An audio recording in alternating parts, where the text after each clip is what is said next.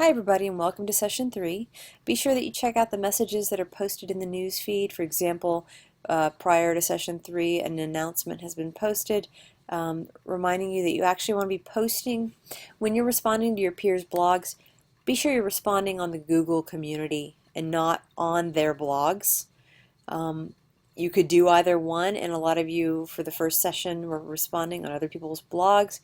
That's a fantastic thing that you can do, but in this class we want to make sure they're on the Google community. If you go into the Dropbox of session 1 to 6 peer responses, which is where you have to show evidence that you're responding to your peers in an ongoing fashion, I've posted a video that shows you how to find your responses on the Google community, and you can keep track of it in an ongoing fashion, or you can wait till session 6 to try to do it. Alright, so you make sure you're checking out those messages that are posted pretty regularly on the course homepage. Alright, so let's go into content. I click table of contents just to make sure everything's collapsed. Go into session 3. In this session we're going to be examining poverty in education. And the interesting thing about this topic is that depending on where you end up teaching and working, you could almost completely avoid this topic. You could put on blinders to this issue. You could go work in a school where most of your students or your clients are not really touched by this too much. Maybe everybody's touched by it to some extent, but there's a lot of people in the United States for whom this isn't really a direct problem. And so we'd be doing a disservice to you in the College of Ed if we led you to think that this is not something that should concern you. It really does concern all Americans.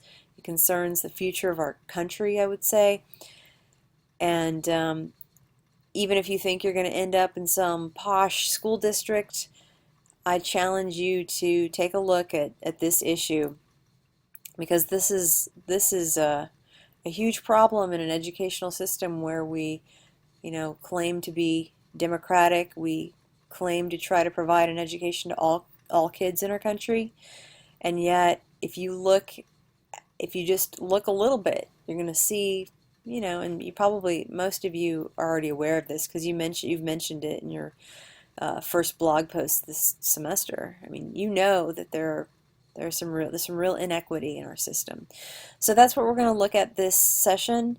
We've got some good materials in the session 3 issue and blog post page, and you'll just be blogging on the topic. So why don't we go ahead and take a look at our checklist. The checklists are going to start looking familiar to you because they kind of have a predictable rhythm. Basically, this is the section on doing your blogging. You're going to check out the resources related to poverty in education. You're going to write a blog response. You're going to promote your blog post on the Google community. You're going to respond to 2 peers' blog posts via Google community. So hopefully by this session you're starting to kind of get the hang of what all that means. In addition, this is the session where you will be looking at ethics in your field, whether that's teaching or speech-language pathology. And it's a pretty direct project. It's not terribly creative. It's basically go read your ethical guidelines, which are not the most fun read. But it's important that you do it. You should go read and figure out what are the rules of behavior for my field. You need to go do that. Go read those. And then we've got some questions that we ask to kind of guide you in relating to those guidelines. Okay? So you're basically going to write a paper that shows you've read the guidelines and that you're kind of interacting with them and thinking about them. So that's what the ethics project does. And you just submit it to the Dropbox. Finally, for enrichment, I went and found This I Believe podcast that presents Einstein's views of service to humanity. He had some interesting views.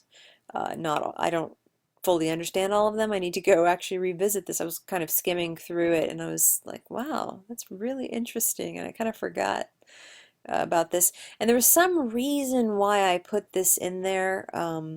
I put this in there in the spring, and it's just very interesting. You know, there's a lot of different people on Earth. We all have different views of things.